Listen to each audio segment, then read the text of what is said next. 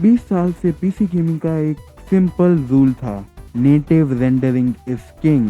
अगर आपको एक शार्प इमेज चाहिए, आपको बेटर ग्राफिक्स चाहिए, तो आपको एफपीएस को लूज करना पड़ेगा। अगर आपको बेटर रेजोल्यूशन चाहिए, तो आपके जीपीयू को फिजिकली वो ईच पिक्सल रेंडर करना पड़ेगा। जैसे 1080p में 20 लाख, 2K में 40 लाख और 4K में 80 लाख पिक्सल्स। और जैसे आप रेजोल्यूशन बढ़ाते थे तो आपकी एफपीएस एकदम ही नीचे गिर जाती थी। पर 2018 में मॉनिटर्स शार्प होने लग गए। 4K 2K वाले मॉनिटर्स बहुत तेजी से पॉपुलर होने लग गए। हाई रिफ्रेश रेट वाले मॉनिटर्स आने लग गए मार्केट में। और दूसरी टाइम में रे ट्रेसिंग जैसी डिमांडिंग टेक्नोलॉजी भी आ गई थी मार्केट में, जिसमें सारी की सारी रेस जो भी किसी इन्वायरमेंट में रेंडर होती है वो एक एक करके फिजिकली रेंडर होगी। अगर तुम्हें बेटर परफॉर्मेंस चाहिए या बेटर एफपीएस चाहिए, तो तुम्हें अपनी इन गेम रेजोल्यूशन या ग्राफिक सेटिंग्स को कम करना पड़ेगा, जिससे तुम्हारा गेम की क्वालिटी बहुत ही खराब दिखेगी। तो या तो तुम ग्राफिक्स ले सकते हो या तो एफपीएस।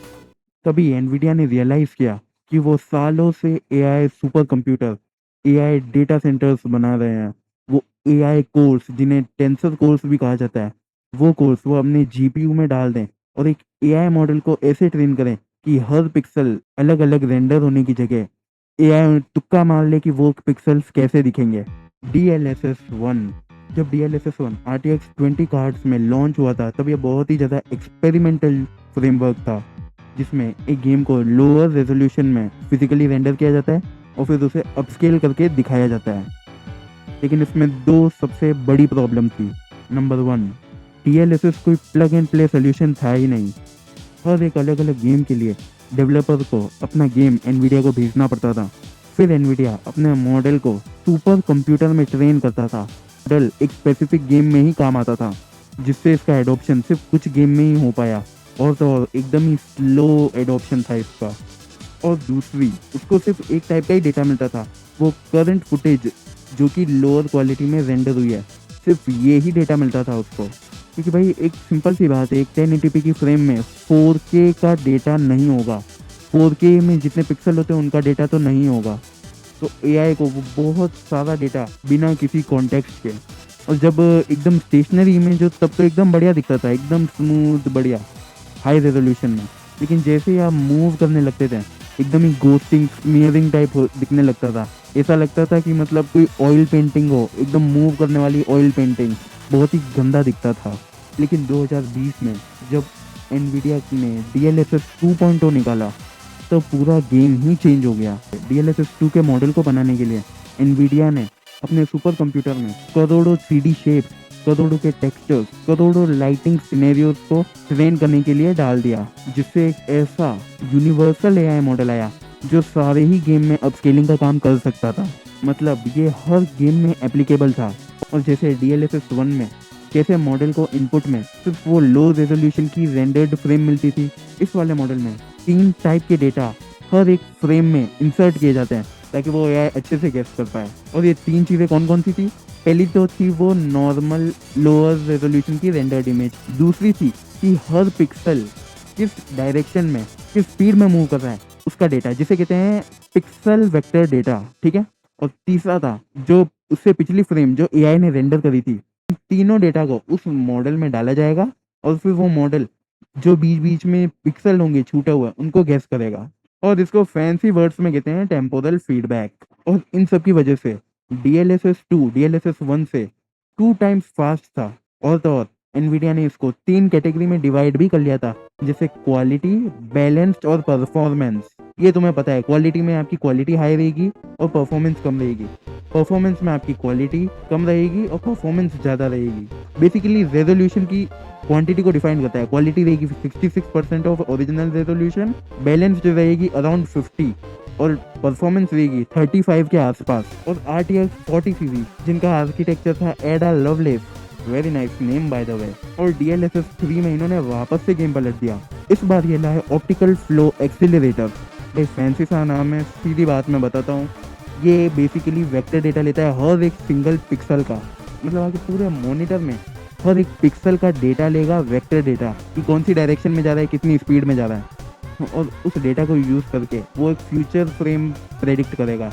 मतलब एक एक्स्ट्रा बीच में आर्टिफिशियल फ्रेम डाल देगा, जो कि फुल्ली एआई से रेंडर हुई है। हाँ, एक ऐसी फ्रेम जो पूरी तरीके से एआई ने रेंडर करी है इन बिटवीन फ्रेम्स। और तो और क्योंकि ये फ्रेम जनरेशन पूरी तरफ से जीपीयू की साइड से होती है, तो ये मॉडर्न गेम्स में बहुत ही हाई परफॉर्मेंस देता है, क्योंकि मॉडर्न गेम्स जीपीयू से बाउंड नहीं होते, वो होते सीपीयू से बाउंड। सीपीयू जीपीयू का पूरा फायदा उठा ही नहीं पाता है, क्योंकि वो इतने घटिया तरीके से ऑप्टिमाइज होते हैं, तो उसका पूरा फायदा उठा लेता है फ्रेम जनरेशन। बेसिकली आपकी फ्रेम्स डबल हो जाती हैं, और वो भी उस पावर में जो पहले ही यूज नहीं होनी थी सीपीयू से। और तो और भाई, क्योंकि आप फेक फ्रेम्स बना रहे हो, तो भाई लेटेंसी तो फील होगी, है ना। तो इसको सॉल्व करने के लिए एनवीडिया ने बनाया एनवीडिया रिफ्लेक्स फीचर। तो इसमें क्या होता है, इसमें जब आप इनपुट देते हो अपने माउस से या अपने कीबोर्ड से, वो जब सीपीयू से प्रोसेस हो रहा होता है, तो उसी के बीच में सीपीयू और जीपीयू के बीच का लिंक बना देते हैं, और जो एआई फ्रेम डेवलप हो रही है वो उसी इनपुट के अकॉर्डिंग होगी। तो इससे आपको गेम वैसे का वैसा ही रिस्पॉन्सिव फील होता है, उसी फेक फ्रेम के साथ। उस फेक फ्रेम में आपको वो गेम रिस्पॉन्सिव फील होगा। पर अब अपन बात करते हैं DLSS 3.5 की। देखो, हम जब भी रे ट्रेसिंग या पाथ ट्रेसिंग यूज़ करते हैं, तो अपना जीपीयू कुछ स्पेसिफिक रेस ही कैलकुलेट करता है। यूँ नहीं होता कि करोड़ों की करोड़ों रेस आपकी जीपीयू में प्रोसेस हो रही है, वैसा हो ही नहीं सकता। That is not at all possible, है ना। तो कुछ हजारों रेस या कुछ लाखों रेस ही प्रोसेस हो पाएंगे उस जीपीयू में। लेकिन जहाँ जहाँ पे वो प्रोसेस नहीं होगी, वहाँ वहाँ पे आपको पूरा ब्लैक दिखाई देगा।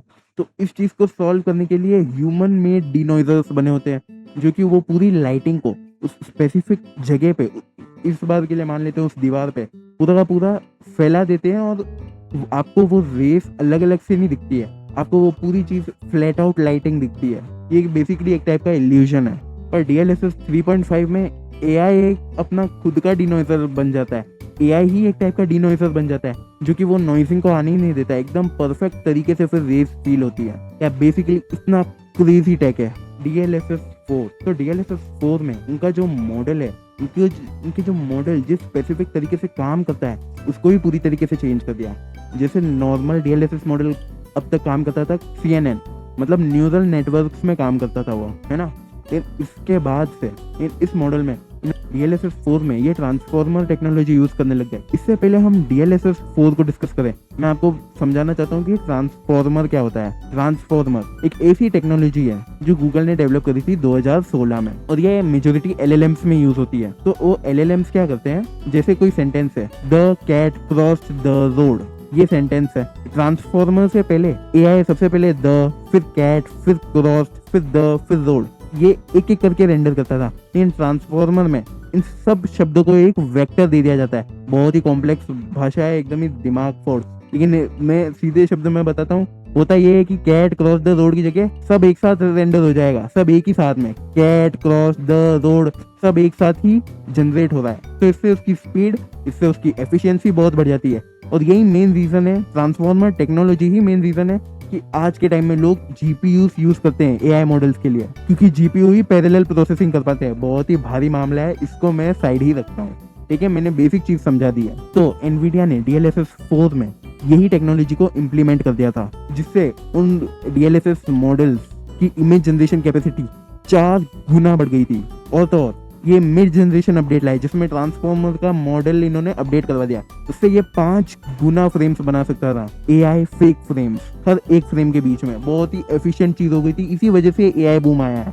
ट्रांसफॉर्मर टेक्नोलॉजी भाई बहुत ही खतरनाक रेवोल्यूशन था। इसकी तो भाई एक स्पेसिफिक वीडियो बनाऊंगा मैं, बहुत ही तगड़ी टेक्नोलॉजी है। तो इस ट्रांसफॉर्मर मॉडल से मैंने आपको बताया था कि DLSS 3 चीजें यूज करता है। एक तो वो लोअर रेजोल्यूशन की फ्रेम, दूसरा वेक्टर डेटा, और तीसरा पुरानी वाली हाई रेजोल्यूशन की फ्रेम। इस ट्रांसफॉर्मर टेक्नोलॉजी से ये तीनों चीजें एक ही बार में रेंडर हो जाती थी। इससे शिमरिंग कम देखने को मिलती थी, घोस्टिंग कम मिलने को मिलती थी। और तो जो UI होता है किसी भी गेम में, एक तो गेम प्ले होता है और दूसरा होता है UI। फ्रेम जनरेशन में UI है ना, बहुत ज्यादा घोस्टिंग मारता था। इसमें इस अपडेट की वजह से, इस DLSS 4 के ट्रांसफॉर्मर अपडेट की वजह से वो आना ही बंद हो। तो भाई अब आप सोच रहे होगे कि अगर ये फ्रेम जनरेशन इतनी बढ़िया है, तो इसको इतनी गालियां क्यों पड़ रही है आने के बाद से। कि देखो, सबसे पहली चीज, भले ये एआई की फ्रेम्स तो बना लेता है, लेकिन ये इनपुट लैग को उतने का उतना ही रहने देता है, और तो और कभी कभी और खराब भी कर देता है। मैं समझाता हूँ। जैसे मान लो तुमने कोई लेटेस्ट AAA गेम डाउनलोड किया, और जिस हिसाब से ये घटिया गेम्स ऑप्टिमाइज है, तुम्हारे बढ़िया कार्ड में भी सिर्फ 50 FPS ही आ रहे हैं। तो DLSS क्या करेगा, वो जो ओरिजिनल फ्रेम्स हैं उनके बीच में अपनी फ्रेम्स डालेगा, ठीक है, ये तो आपको भी पता है। लेकिन जो पहले से 50 FPS थे वो अब 40 हो जाएंगे, क्योंकि वो अब 40 FPS हो जाएंगे क्योंकि जीपीयू को वो आगे की फ्रेम्स भी प्रोसेस करनी है, तो उसमें लग जाएगी पावर, है ना। तो वो आपकी जो पहले 50 FPS थी वो हो जाएगी 40, और वो 40 डबल होके हो जाएगी 80, ठीक है ना। लेकिन वो जो गेम प्ले आपको फील होगा अब जब उसे यूज करोगे माउस एंड कीबोर्ड से, तब जब आप उस कैरेक्टर को मूव करोगे आपको वो रिस्पॉन्सिवनेस 40 FPS वाली ही मिलेगी। लेकिन एनवीडिया ने इसको थोड़ा बहुत सॉल्व भी किया है रिफ्लेक्स फीचर लाके, जिससे मतलब मेजोरिटी इनपुट लैग कम हो गया है, जो कि मैंने आपको पहले भी बताया था। और दूसरी चीज थी आर्टिफैक्टिंग और घोस्टिंग की। देखो DLSS 3 जब लॉन्च हुआ था ना, तब उसमें बहुत आर्टिफैक्टिंग थी, बहुत ज्यादा घोस्टिंग थी। लेकिन DLSS 4 में वो मेजोरिटी सही हो गया। लेकिन अगर आप DLSS 4 में भी 3 टाइम फ्रेम जेन या 4 टाइम फ्रेम जेन यूज करोगे तो भाई आपको उसमें भी दिक्कत आनी है ना। वो घोस्टिंग और स्मेयरिंग तो दिखेगी, क्योंकि भाई एक फ्रेम में तुम 3-4 आर्टिफिशियल फ्रेम घुसा रहे हो, घोस्टिंग तो मिलनी ही है। तो लेकिन उन्होंने 2 टाइम फ्रेम जनरेशन है उसको एकदम परफेक्ट कर दिया है, that is the sweet spot. और अगर आपकी FPS डिसेंट है 60 to 70 तो भाई ऑलमोस्ट जीरो घोस्टिंग मिलेगी आप। और सबसे बड़ा रीजन की इसको गाली मिल रही है कि भाई ये सिर्फ RTX 40 सीरीज और 50 सीरीज में ही अवेलेबल है। हाँ, 30 सीरीज और 20 सीरीज में फ्रेम जनरेशन अवेलेबल ही नहीं है। तो भाई जिन लोगों के पास नहीं है वो तो इसे बदनाम ही करेंगे भाई, जिसके पास अंगूर नहीं है उसके लिए तो अंगूर खट्टे ही है ना। लेकिन उनके लिए ये हेट जस्टिफाइड भी है भाई, कि तुमने उस कंपनी का बढ़िया RTX सीरीज का कार्ड लिया और तुम्हें फ्रेम जनरेशन ही नहीं मिल रही है। भाई गुस्सा तो मेरे को भी आता, लेकिन भाई इसमें मेजर रीजन है अंगूर खट्टे हैं। लेकिन इसका भी एक सोल्यूशन है। स्टीम पे एक ऐप आता है जिसका नाम है लॉसलेस स्केलिंग। तो वो ऐप क्या करता है, आप उस पे अनलिमिटेड तरीके से कैसे भी कस्टमाइज करके भाई 10 गुना 20 गुना फ्रेम जेन करो, उस पे आप कितना ही अपस्केलिंग लगा लो। लेकिन वो बात है कि वो AMD के FSR पे बना हुआ है, वो मतलब एनवीडिया के DLSS से बेस्ड नहीं है, क्योंकि DLSS है ना हायर क्वालिटी का अपस्केलर है, वो मतलब बढ़िया क्वालिटी देता है। FSR भी खराब नहीं है, लेकिन एनवीडिया थोड़ा बढ़िया है, अबव एवरेज है एनवीडिया। तो भाई अभी एंड में आप आ गए हो तो मैं बताता हूँ मैं कैसे यूज करता हूँ फ्रेम जनरेशन को।